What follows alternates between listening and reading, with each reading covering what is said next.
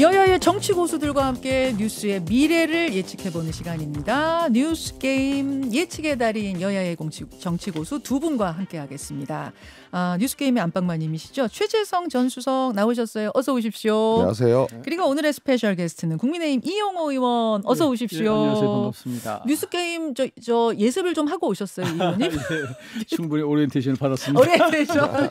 이게 그냥 보통의 시사 프로하고는 조금 다른 코너여가지고 처음 오시는 스페셜 게스트들이 좀 어려워하시는데 우리 이 의원님은 얼마나 학습이 잘 되셨는지 지금부터 보겠습니다. 자, 이번 한 주의 정치 흐름을 정리하는 퀴즈 5개 함께 풀어보죠. 첫 번째 질문입니다. 당의 잔류를 선언한 유승민 전 의원, 최근 당에서 역할론이 나오고 있어요. 본인은 공천 신청은 하지 않겠다라고 했습니다만 험지 출마 보도까지 나오고 있습니다. 여기서 질문 드립니다. 유승민 전 의원 결국 출마를 할까요? 안 할까요? 들어주십시오. X. 전 출마합니다. 이용호 의원 O, 네. 최재성 수석 X 드셨습니다. 2번 민주당 아직 선거제를 결정하지 못하고 있습니다. 결국은 전당원 투표로 방침을 정할 것 같은데요. 오늘 최고위에서 당원을 공지하고 내일 투표를 실시한다는 이런 보도도 있죠. 자, 전당원 투표로 결정을 하게 되면 선거제는 병립형으로 회귀할까요? 아니면 연동형인 지금 체제로 유지가 될까요? 들어주십시오. 이거 어떻게 들으셔야 되죠? 말로 하셔야겠네요. 최 수석님. O. 회기. 병립형 회귀. 저도 병립형으로 회귀합니다. 두 분 다 일치하네요. 회귀 전당원 투표하면 회귀할 거다. 3번 갑니다.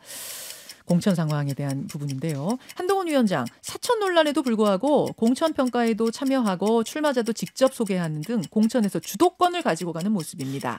과연 한동훈 표 공천 성공할까요? 안 될까요? 들어주십시오. O입니다. 당연히 X. 최수성님 큰 목소리로 X, 이용호 의원님 큰 목소리로 O. 발음이 살짝 담겨 있는 거예요. 4번으로 갑니다. 민주당은 지금 친명 간 공천 갈등이 나타나고 있죠. 최근 친명 인사들의 친문 지역구 출마 선언이 이어지는 게 대표적인 모습인데 과연 소위 친문 자객 공천, 친문 자객 출마 실제로 이루어질까요? O, X 들어주십시오. O입니다. O. 이것도 두 분 다 O 드셨어요. 마지막 질문입니다. 이거 어렵네.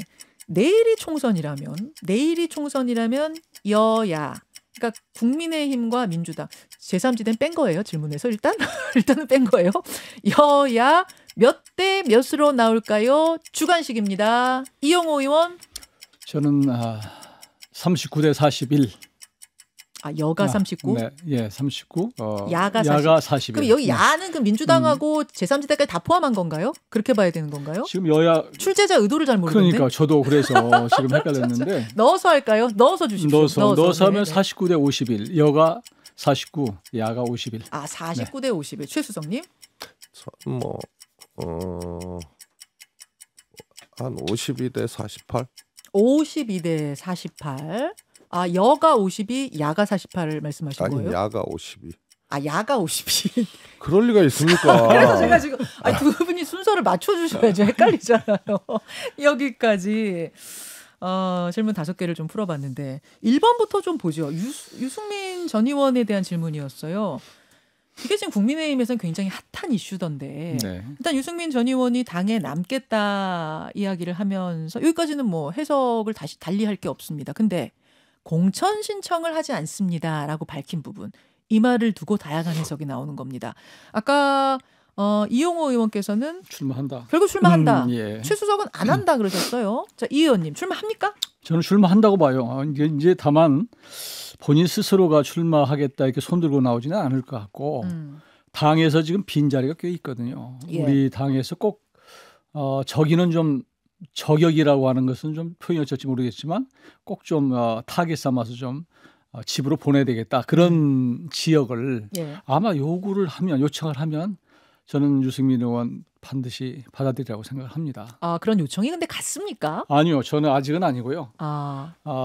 사실 그동안에는 유승민 전 의원이 제3 그러니까 개혁신당으로 갈 거냐 말 거냐 하고 사실은 맞아요. 우리가 이제 관심이 많았는데 네. 가지는 않겠다는 것이고 그러면 가지 않고 여기 있으면 공천 신청할 거냐 자기는 안 하겠다는 거 아니에요. 그런 차원에서 이제 안 하면 그러면 뭐 가만히 있을 것이냐. 안 가준 것만 해도 우리 당으로서는 상당히 고마운 일이기 때문에 예. 그러면 이제 활용하자. 그런 여론이 당내에서 좀 생기는 것 같아요. 그런데 그런 여론이 모아지면 당 지도부도 그렇지 않아도 가용 인력이 부족하기 때문에 네. 충분히 또 경기도 같은데 이런 데는 험지가 많거든요. 저는 요청하면 쾌히 유승민 전 의원 저는 드리라고 봅니다. 요청이 아직 간 건 아니지만 아니. 갈 수밖에 없을 거고 유 의원도 유승민 의원도 뿌리치지 못할 거다 이렇게 그러면요. 보시는 거예요. 최수성님은 왜 아니다 보셨어요? 험지기 때문에 안 되는 거예요. 험지기 때문에 안 그러니까 된다고? 유승민 의원을 TK 나영남 이쪽에 나가라고 하면은 검토를 해보겠죠. 어허. 그러나 국민의힘 사정이 네. 소위 말해서 이제 낙하산 공천을 원하는 사람들은 전부 이 황금 지역구에 지금 들이대고 있거든요. 그래서 현역을 그래서 많이 잘라야 된다 이런 걸 이제 제가 쭉 말씀을 드려왔는데 그러면 수도권 밴이 없어요. 그런데 수도권에 해볼 만한 지역은 또 쉽지가 않아요. 그러니까 오죽하면 윤희숙, 임종석, 네. 마포울에 이제 정청래, 김경률, 네. 또 뭐 원희룡 장관이 얘기한데도 뭐 그건 또 정치적 주장이나 의미가 다릅니다만 이재명 대표의 개항을 네. 이게 소위 국민의힘이 좀 어려운 지역이거든요. 그렇죠. 그런데 유승민 의원 보러 거기 나가라 그러면은 일단은 안 맞잖아요. 수용도 안 될 거고. 왜냐하면은 이 의원은 철저하게 국회의원 선거는 진 선거를 해본 적이 없어요. 그렇습니까? 그리고 지난번에 경기도지사 나간다고 윤석열 집권 이후에 직후에 치러진 지방선거에서 경기도지사 나간다고 하니까 그때 나갔으면 됐을 거예요. 그런데 김은혜 수석을 그런 게 자객 공천이에요. 유승민 제거하려고 내보내가지고 경기지사 선거 때 제가 그때 자객 공천이라 그랬거든요. 예. 그 유승민 어려울 거다 후보되기. 그런 과정들을 쭉 거치면서 온 분인데 또 험지 나가라? 그것도 여기 뭐 꽃길 걸은 사람도 아니고 그래서 그런 발상 자체, 그러니까 오산 얘기 나오는 거나 안민석 의원 지었고, 그거는 뭐 근거 없는 얘기고 험지 출마 많이 비었죠. 국민의힘에서 내보낼 때 있죠. 그런데 유승민은 적어도 그런 카드로 제안을 하기조차도 어려운 카드죠. 그 카드를 들이밀지도 못할 거다. 꽃길을 걸어온 사람이면 모르는데 적어도 거기서 어렵게 온 분이고. 저는 뭐 좀 달리 생각하는 게 유승민 지금 전 의원의 처지가 당내에서 썩 좋지가 않아요. 사실 그동안의 발언 수위나 내용들을 보면 이 당에 안 있겠다. 사실 도를 넘은 발언들이었거든요. 그래서 보수 쪽에 이제 우리 당원들은 100% 나갈 걸로 알았어요. 당연히 제3지대로. 그러면요. 그리고 잘 알다시피 뭐 그동안 이제 뭐 배신자 플레임 이런 것들이 있기 때문에 당이 나올 줄 알았는데 안 나가는 상황이 됐고 또 본인으로 봐서도 이게 그동안에 본인에게 그 쏟아졌던 여러 가지 이제 부정적인 것 당내에서 이걸 한 번쯤 극복하는 계기로 이번 총선을 삼으면 어떨까 이런 생각을 할 수 있다고 봐요. 그래서 그런 차원에서 한 번쯤은 물론 지난번 이제 경기도지사 때 그런 일이 있었지만 한 번쯤은 당을 위해서 희생할 필요가 있다. 그러면 지금까지 본인에게 이제 있었던 비난 시선이나 여론을 한번 탈색하고 총선 이후를 저는 본다고 생각을 해요. 그래서 단순히 그냥 배지 하나 한 번 더 다는 것보다는 대선 이후에는 윤석열 대통령 중심으로 우리 이제 그 정당이 가는 게 아니고 한동훈 이제 지금 비대위원장 또 야당대로 이렇게 갈 것이기 때문에 그 펼쳐지는 새로운 정치 지형에서 이제 유승민 전 의원이 내가 어떤 역할을 할 것인가 이런 부분을 저는 고민을 하고 있다고 생각해요. 그러려면 이번은 확실하게 죽어줘야 되겠다. 어떤 허드렛 일이라도 본인이 나서서 할 용의가 돼 있다. 저는 그렇게 읽으셨군요. 저는 그렇게 봅니다. 알겠습니다. 두 분의 해석이 다른데 어떤 뭐 선택을 할지는 조금만 기다려보면 되니까요. 여 의원님은 최수성님.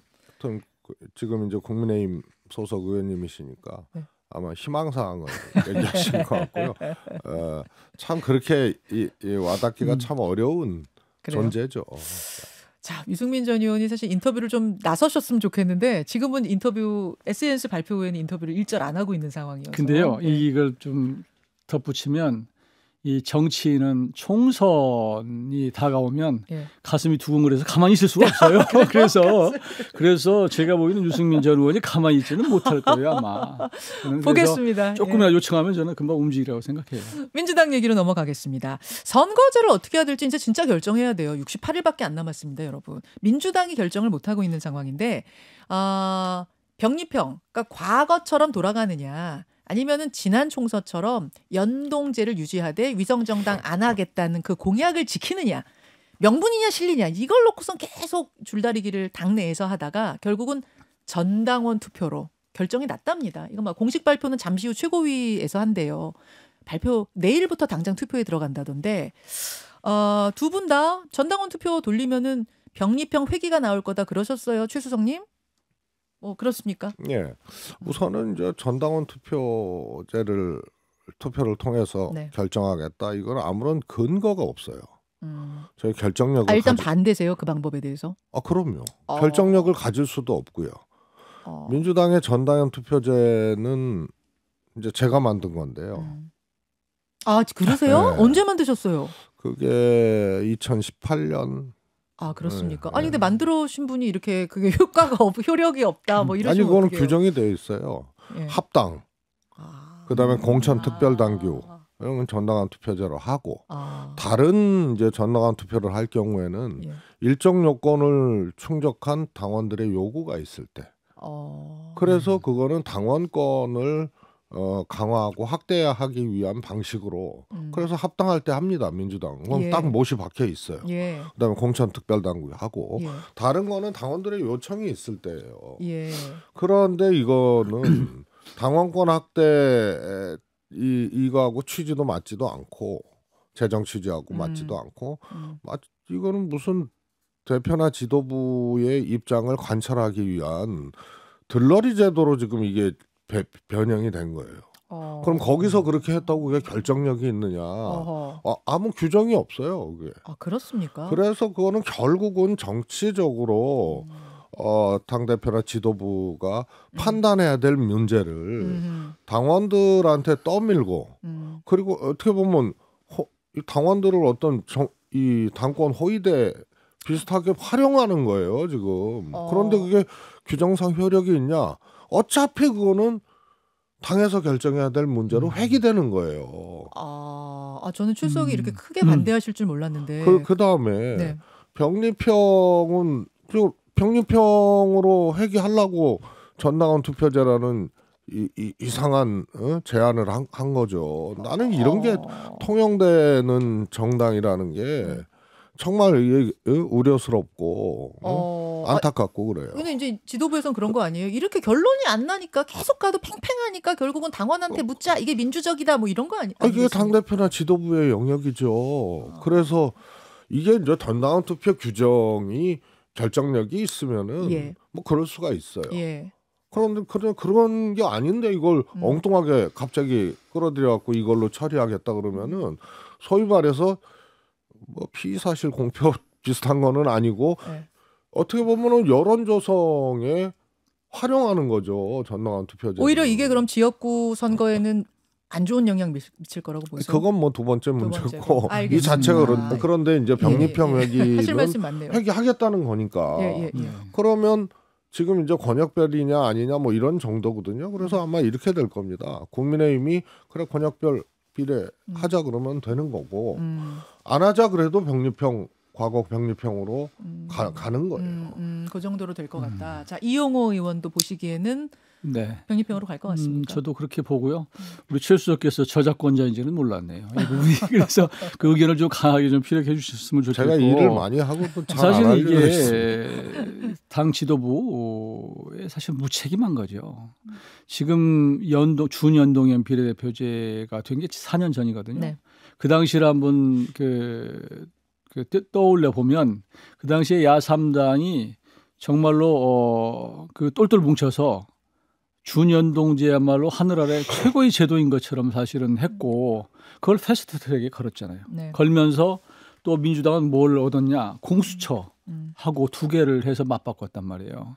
근데 그게 이제 위성정당이라고 생겼는데 저는 위성정당 생기는 게 저는 나쁘다고 생각 안 해요. 아, 왜 그렇습니까? 왜냐하면 정당은 언제든지 생길 수 있는 거예요.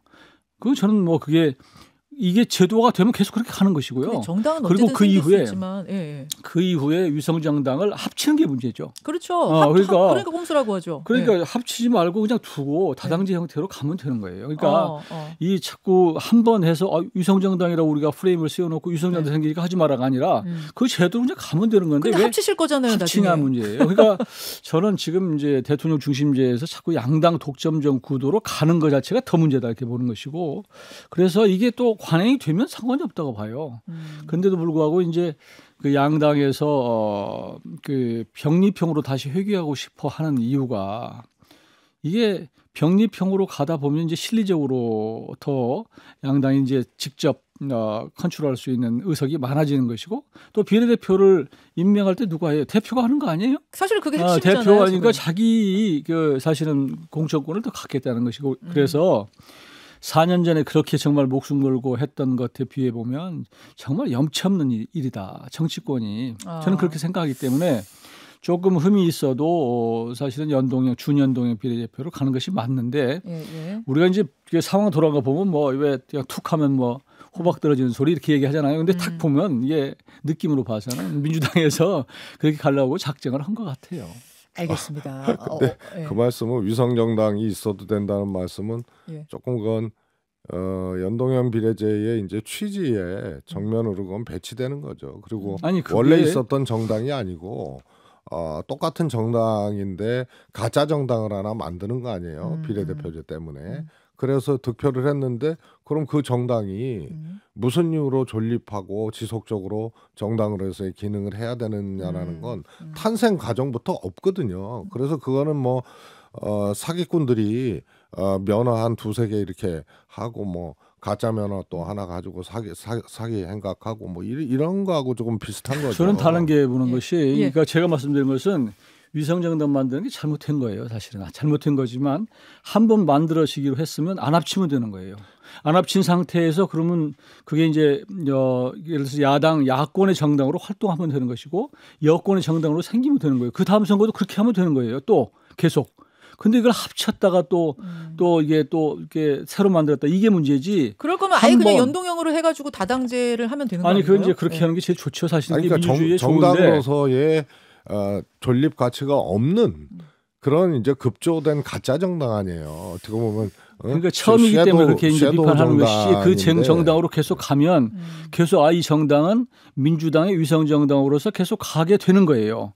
그러니까 상관이 없다고 생각이 들고 저는 그 부분 그리고 이제 우리가 이제 그 위성 정당을 막을 수 있는 방법 갖고 자꾸 얘기를 하는데 그 방법이 있었으면 했을 거예요. 그런데 그게 헌법에 위반돼요. 그러니까 현실적으로 어려운 얘기다. 알겠습니다. 한동훈 표 공천 과연 성공하겠는가? 이제 국민의힘에 대한 질문이었는데 이용호 의원은 성공한다. 최수석은 성공 못한다. 어떻게 보면 당연하게 OX를 들어주신 것 같기도 하고요. 최수석님 성공 못할 것 같습니까? 우선 이제 국민의힘 당 내에서 한동훈 주도의 공천이 이루어질 거냐? 요 문제라는 측면에서는 그 질문이에요. 뭐 그럴 가능성이 저는 꽤 크다고 보는데 예. 성공할 거냐 실패할 거냐는 건 다른 문제거든요. 아마 엄청난 충돌이 일어날 겁니다. 윤심 한심 충돌이 저는 있을 윤리스트와 환리스트가 싱크로율이 50%도 안 된다고 보거든요.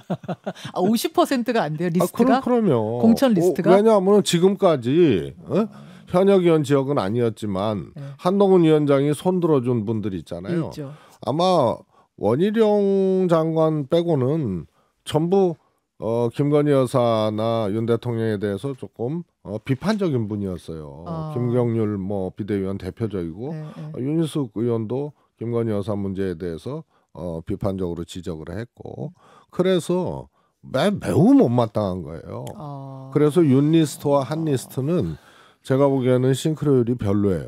야, 50%가 안 된다. 그래서 여기에 이제 두 번째 충돌 지점이 네. 크게 있을 것이다라고 이제 예측을 하는 결국 거잖아요. 누가 이깁니까? 저는 뭐 잘 모르겠어요. 근데 버티면 한이 이기는 건데 예. 버틸 수 있을지 모르겠어요. 자, 이용호 의원님. 잘 모르신다는 얘기는 사실 우리 내부 구조를 잘 몰라서 지금 그러시는 것 같고 당내 상황이라 제가 좀 더 가까이서 들여다보면 예. 지금 밖에서 보는 것보다 더 우리 당이 독립돼 있습니다. 지난번 밖에서 볼 때 충돌 뭐 이렇게 표현들을 하는데 그 이후에 그 계기로 해서 많이 우리 국민의힘이 독립됐다 이렇게 당정 분리가 좀 이루어졌다고 말씀이세요? 그런 말씀을 드리고요. 지금 한동훈 지금 비대위원장의 의지가 굉장히 강하고 결연해요. 제가 이런 일이 있기 전에 자 1분 정도 남았습니다. 그 1월 초에 한번 뵌 적이 있었는데 그때 저한테 직접 그러더라고요. 공천은 제가 합니다. 처음에 공천을 어떻게 그랬는데 지금 오는 거 보면 계속 그 기조로 가고 있고요. 제가 보는 여러 가지로 느낌으로 봐서는 한동훈 위원장이 그 시스템 공천이라는 이름 하에 지금 하고 있고 그리고 직접 지금 채점에도 들어가겠다는 거 아니에요. 네. 그러면 모든 사람은 사실은 거의 채점으로 다 평가해서 뭐 당락을 결정하는 건 아니지만 본인이 보고 면접하겠다는 것이거든요. 그렇죠. 그래서 지금은 그 대세를 거스르기는 좀 어렵다. 그래서 저는 당연히 지금 한동훈 중심으로 가고 있고 또 지금 논란이 되고 있는 김경률이나 윤희숙 공천 이 부분은 거기에 거기 전략 지역이에요. 전략 지역 사실상 그리고 이제 경쟁력이나 여러 가지 봐서도 거기를 해도 저는 문제가 없는 지역이라고 생각합니다. 일단 여기까지 두 분의 평을 좀 듣고 우리가 한 두 문제 더 풀어야 되잖아요. 두 문제 더 해설해야 되는데 이것은 유튜브 댓글쇼로 5분만 더 가도록 하겠습니다. 일단 라디오 청취자들과 인사 나누죠. 두 분 고맙습니다. 네, 감사합니다. 자, 라디오 청취자들과 인사 나누고 유튜브로 조금 더 이어갈 건데요. 오늘 두 분의 넥타이색에 대한 반응이 좋습니다. 그러니까 아니 노란색하고 빨간색 굉장히 뭐라 그럴까 이렇게 선명한 색깔의 넥타이들을 오늘 메고 오셨는데 화면에 저렇게 잡으니까 너무 예쁘다고 우리 감독도 좋아하고 우리 청취자들 반응도 좋고 자주 착용하시는 겁니까, 출석님? 전 여기서는 처음인 것 같은데 넥타이 그래요? 착용 자체가. 노란 색깔이면 정의당 색깔 아닙니까 이거? 그냥 항상 그렇게들 얘기를 하시는데 이거 차고 갈 이 프로그램은 민주당입니다. 이 프로그램은 국민의힘. OX가 X 하면은 국민의힘, O 하면은 민주당. 그러니까 저도 사실은 원래 민주당 계열이어서 파란색 넥타이가 훨씬 많아요. 집에 숫자가. 근데 이제 2년 전에 그 대선 때 이쪽에 입당을 했는데 처음에는 빨간 옷을 못 입겠더라고요. 진짜로. 그래요? 이 빨간 넥타이에 대한 거부감, 알러지가 있어가지고 정말로 어색해서 못했는데 요즘 선거 때 돼서 이제 해야 되니까 요즘은 뭐 열심히. 12월은 또 크리스마스 때는 또 빨간색이잖아요. 맞아요. 빨간 크리스마스 색깔부터 시작해서 지금 줄기차게 빨간 것으로 가고 있습니다. 아니 근데 정치인들한테 넥타이 색깔 가지고 이제 얘기하는 건 그렇다 치고 방송하는 사람들도 있잖아요. 제 옷 색깔 보고 제가 파란 남방 입고 나오면 민주당 지지합니까 이러고 빨간색 입고 오면 국민의힘 지지합니까 노란색이면 정의당입니까 이런 댓글 엄청 달려요. 피곤해 죽겠어요. 흰색 셔츠면은 어디예요? 백악관. 백악관 지지로. 근데 여러분 너무 색깔 가지고 그렇게 의미 부여는 안 해주셨으면 좋겠다 말씀을 드리면서 유튜브로 넘어왔습니다. 그 본 방송에서 못 푼 해설들, 문 퀴즈 해설들 조금 더 풀어볼 텐데 한심과 윤심이 충돌할 거고 공천을 놓고 한 번 더 충돌할 거고 이게 윤심도 가만히 있지 않을 거다. 용산도 가만히 있지 않을 거다. 그래서 한동훈 표 공천이 끝내 성공할지 모르겠다는 게 이제 최수성님. 저는 이제 성공이냐 아니냐의 기준이 총선에 이게 승리의 보탬이 될 거냐 말 거냐. 승리로 그런 비결이 의미로? 될 거냐. 일단 그거 전에 이제 윤심과 한심이 아까 싱크로율이 50%가 안 될 거라고 했잖아요. 그럼 끝내 누가 밀고 나가서 누구의 리스트로 공천이 될 거냐에서는. 뭐 지금 한동훈 위원장 하는 걸로 봐서는 끝까지 해보겠다는 건데 본인이. 근데 제가 보기에는 윤 대통령은 이런 생각할 거 아니에요. 야당이 총선에서 이겨도 문제. 국민의힘이 이기는데 이거 완전히 본인 그립은 이제 해제돼. 야당이 이기면은 뭐 레임덕으로 갈 수는 있어도 여당 중에 각 세운 반대편이 돼버린 한동훈 위원장이 이끌어서 총선을 이긴다 그러면 태양이 2개 뜨는 거거든요. 그거는 레드덕이 아니고 레임덕이 아니고 데드덕이에요. 데드덕? 예, 태양이 2개 뜨니까. 그래서 그냥 이게 임기 말 이 소위 말해서 레임덕 현상하고는 근본적으로 다른. 그런데 여기에 윤석열 대통령 부부 리스크들이 꽤 있는 거거든요.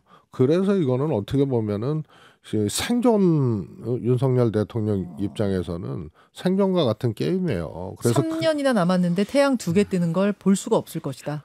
그렇죠. 생존이기 때문에. 지금 태양이 뜨는 거 아니에요? 새로운 태양이. 한동훈이란 태양이. 그런데 총선까지 이겨버렸어요.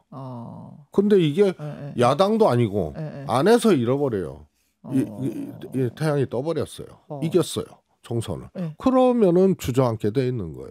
그러니까 원래는 여당이 이기면은 그러니까 여당이 지면은 그때부터 대통령이 뭐 레임덕 얘기 나오고 그러는 건데 이겨도 태양이 2개 뜨면서 희한한 모양이 될 수 그렇죠. 있다. 그거를 대통령 용산이 가만히 있겠는가? 그 태양이 하나 있을 때 이기면은 좀 보위가 되고 이러는 것이지 2개가 떴는데 그게 대립각 대척점에 있는 그런 사람이 이끌어서 당을 이끌어서 총선을 이겼다 그러면은요 이게 이제 태양이 2개 뜨는 거예요. 그럼 먼저 뜬 태양이 지게 돼 있는 거 아니에요? 자, 그러니까 충돌이 있을 것이고 한 위원장이 이길 수 있지만 그게 대통령에게는 상당히 위협하는, 그러니까 생존을 그렇습니다. 위협하는 일이 될 수 있을 거다. 이런 논리 이용호 의원님. 야당의 이제 희망상이죠. 저는 그렇게 보는데, 저는 이제 윤 대통령이나 한동훈 비대위원장이나 공통 공감대를 갖고 있는 것은 이번 총선은 무조건 이겨야 된다는 거예요. 이제 이기는 과정에서 조금 갈등이 있을 수도 있고 충돌이 있을 수도 있는데 그건 아름다운 충돌이고 아름다운 갈등이라고 이렇게 보는 충돌이다. 것이고 지금 그런 효과가 나타나고 있다고 저는 보는 것이고요. 지금 이제 자꾸 정치 공학적으로만 보면 지금 말씀하시는 게 충분히 그렇게 또 예측이 될 수도 있는 측면도 있는데 저는 이번 작은 충돌 같은 것은 전투라고 생각을 해요. 전투. 그리고 긴 것은 전쟁이라고 생각하는데 서로 전투에서 충돌해서 한동훈 비대위원장이 그 윤 대통령을 뭐 이겼다. 이런 전투에서 승리한다고 해서 전쟁에서 이기느냐. 저는 그렇게 안 봅니다. 그리고 그렇게 보기에는 너무 3년 이상 남았잖아요. 총선 이후에도. 그래서 너무 길어요.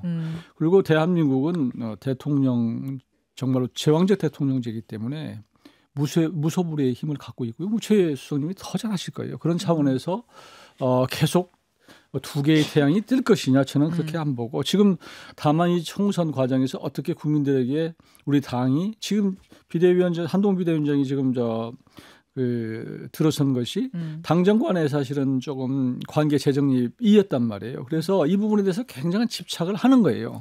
그러니까 한 위원장이 늘 말씀하시는 것은 당은 당이 할 일을 하고 정은 정이 할 일을 한다. 이게 분명하게 지금 서 있거든요. 그 발언을 여러 번 했죠. 그래서 정 쪽에서도 아마 공천 부분에 대해서는 섣불리 이렇게 얘기를 잘 않는 거고 다만 그동안에 전 지도부에서 이제 여러 가지 이제 정부와 여러 가지들을 이제 서로 교감을 가지면서 그림을 그려온 사람들이 좀 있어요. 그 그림을 토대로 해서 조금 새로 추가를 하는 정도여서 아까 싱크로율이 50%라고 생각하는데 제가 보기에는 싱크로율은 한 95% 정도 되고. 95%가 근데 될 거다? 문제는 이제 왜냐하면 그게 너무 다르네요, 두 분의 평가가. 그게 이제 왜냐하면 무해무드간 지역은 의미가 없어요. 그건 뭐 싱크로율에 상관이 없고 문제는 가면 되는 정말 양지 지역 갖고 이제 다툼이 있는 것이기 때문에. 꽃밭이 없고. 그러면 이제 그건 몇 살 안 돼요, 사실은. 강남 3구하고 이제 특혜 지역이어서 저는 이 부분에 대해서는 분명하게 당이 시스템 중심으로 갈 수밖에 없고 경우에 따라서 서로 충돌하면 의견이 다르면 경선으로 갑니다. 알겠습니다. 알겠습니다. 시간이 지금 별로 없어서 우리가 댓글쇼도 넘겨줘야 되거든요, 스튜디오를. 마지막 하나만 더 하고 갈까요? 4번 질문. 친문 자객 공천 실제로 이루어질까? 이건 이제 민주당 공천 얘기인데 이용호 의원님도 최수석 님도 다 그럴 것 같다? 지금 사실 민주당에 돌아가는 상황이 이제 밖에서 이야기하긴 그렇습니다. 비명계가 탈당을 하고 나니까 이제 친문 대 친명의 대결이 된 게 아니냐. 그리고 지난 선거에서 워낙 크게 이겼기 때문에 사실 민주당은 공간이 별로 없잖아요. 지금 공천의 공간이란 게. 그러면서 굉장히 격렬해질 것이다. 실제로 그렇게 보세요? 그렇죠. 그런데 이제 소위 말해서 이 비명이나 반명 지역에 자객 공천할 거다는 거는 정확한 말은 아니고 네. 자객들이 이제 출마를 하죠. 자기 출마. 근데 그게 자기 능력과 자기 득표력을 가지고 가서 경쟁을 하고 경선을 하는 것이 아니고 소위 말해서 큰 덩어리 하나를 업고 가는 거죠. 그게 이제 친명 강성 지지자. 근데 이게 상당하거든요. 위협적이거든요. 그래서 아무 미천도 없는 사람이 아무 지역이나 갑자기 가가지고 경선에서 이길 가능성이 꽤 높아지는. 그래서 그 자객들의 출마가 거의 러시 수준 아니에요. 그러니까 원래 뭐 출마지 정하는 건 자기 마음이긴 한데 그렇습니다. 보통은 뭐 연고가 있다거나 거기서 계속 꾸준히 활동을 했다거나 이런 게 하나씩 있다. 근데 그건 전략이거나 아니고요. 심지어는 어떤 지역에 있다가 저기 반명 지역이네 하면 거기로 옮겨서 그냥 이렇게 이 소위 말해서 붙어보자고 하고 있죠. 그리고 마케팅 자체도 이재명 지키겠다 뭐 혹은 이런 식으로 네. 저 사람은 당에 도움이 안 된다 뭐 그래서 이런 게 이제 계속 일어나고 있어요. 특히 지역위원장을 하다가 반명 내 자객이 되겠다고 딱 나서는 거를 당이 방치하면 안 되죠. 지역위원회는 당의 공적 구조 아니에요. 지역위원회를 하다가 지역을 바꿔서 다른 데로 자객 출마를 그런 한다? 경우고 김우영은 지금 아직 사표도 내지 않은 강원도당위원장이에요.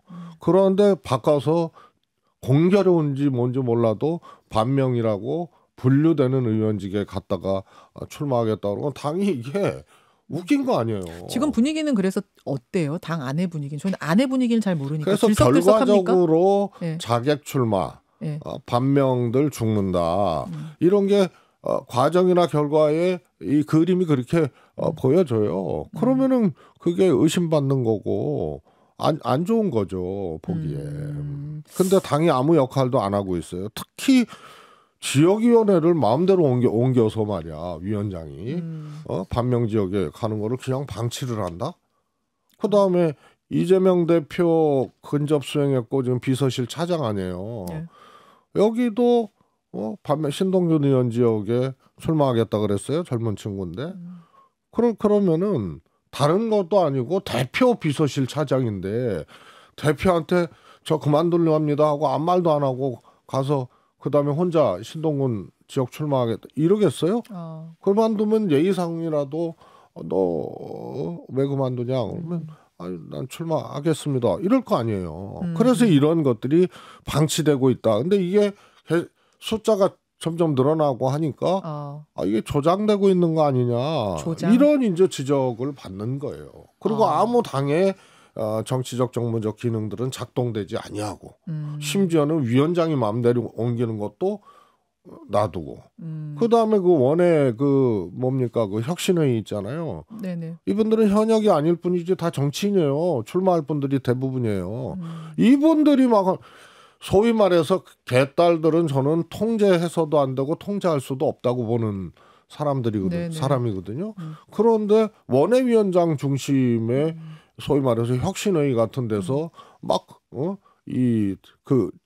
반명 지역구에 출마를 하거나 막 성명서를 이거는 당적 통제가 가능한 집단들이에요. 그러면은 뭔가 좀 이런 것들 당이 질서를 잡아줘야 되는데 오히려 그런 것들을 좀 조장하고 있지 않느냐. 이건 문제가 있다는 거죠. 지적을 하셨는데 밖에서 보시기에 이용호 의원님은 남의 당 이야기이긴 합니다만 지금 어떻게 돌아가는 걸로 보십니까? 우리 당으로 봐서는 바람직스러운 현상이라고. 국민의힘에서 오히려 그걸 지금 즐기는 거예요. 그렇죠. 그러니까 이제 지금 출석해서 말씀하시는 게 저는 100% 맞다고 봐요. 그러니까 정치라고 하는 게 아무리 선거 때지만 그래도 지켜야 될 금도가 있는 것인데 당협위원장 A 지역에서 하다가 갑자기 저쪽이 약해 보이니까 저희가 또 반면 같으니까 간다는 건 이건 있을 수 없죠. 그건 정치인으로서의 기본적인 어떤 품성이라고 그럴까? 이게 사실 미달이에요. 거기에 이건 안 대한 된다고 생각하고 그리고 비판은 많이 해주셨는데 네. 그래서 어떻게 될 것 같습니까? 전망을 한다면. 그럼에도 불구하고 일부는 성공하리라고 봐요. 왜냐하면 지금 얘기되는 뭐 그 여러 가지 자객이냐 아니냐 하는데 그 중에는 진짜 자객도 있고 아닌 경우도 저는 있다고 봐요. 그래서 어떤 사람은 스스로 셀프 자객을 이제 자임할 것이고 어떤 사람은 또 암암리에 보내는 사람도 있을 것인데 저는 이제 그런 결과적으로 이제 보면 알겠지만 그래도 그런 방식으로 이재명 대표가 본인을 그동안에 비토해왔던 어떤 반명들을 정리하는구나. 저는 정치공학적으로 그렇게 보는 거죠. 반명. 근데 지금 보면은 이제 범친명이라고 불렸던 분들, 그러니까 친문이면서 범친명으로 분류됐던 분들까지도 그러면은 이제 약간 비명 범주처럼 이렇게 취급이 되고 있다 이런 말씀이세요? 그런 셈이죠. 그러니까 정리가 될 거다. 그러니까 근데 지금 사실은 뭐 민주당으로 봐서는 그거 저기를 할 필요가 있어요. 그러니까 지금 이제 친명과 그 다음에 또 옛날 친문 간에 이렇게 부딪히고 이런 것은 그것은 좀 밖에서 보기도 좀 지나친 것으로 보인단 말이에요. 그런데 그런 현상이 나타나고 있는 것이 현실이고 그런 차원에서 하여튼 제가 보기에는 지금 벌어지고 있는 것은 지금 통제가 안 되는 상황이고 일부는 또 거기에 어떤 의중이 실린 경우도 있고 저는 그렇게 보고요. 그래서 알겠습니다. 이제 뭐 심사 이제 과정에 있기 때문에 곧 윤곽은 드러나겠죠. 뭐. 예. 자, 여기까지. 그 다음 질문은 두 분이 다 여야를 비슷하게 보셨기 때문에 두 분 다 여당이 좀 불리하다 지금. 야당이 더 많은 의석 차지할 거다 이렇게 보셨기 때문에 이거는 이제 여러분 알아서 각자 설명을 좀 해설을 하시도록 하고요. 뒤에 데코쇼팀한테 넘겨줘야 될 것 같습니다. 멀리서 달려와 주신 최재성 수석님 감사드리고요. 이용호 의원님 오늘 뉴스쇼 나들이 너무 감사합니다. 네, 고맙습니다. 자주자주 또 모실게요. 네, 불러주십시오. 이용호 의원, 최재성 전 수석 여기서 인사드리죠. 여러분 고맙습니다. 감사합니다. 이쁘게 손 한번 흔들어 주시면 고맙습니다. 김현정의 뉴스쇼는 시청자 여러분의 참여를 기다립니다. 구독과 좋아요, 댓글 잊지 않으셨죠? 알림 설정을 해두시면 평일 아침 7시 20분 실시간 라이브도 참여하실 수 있습니다.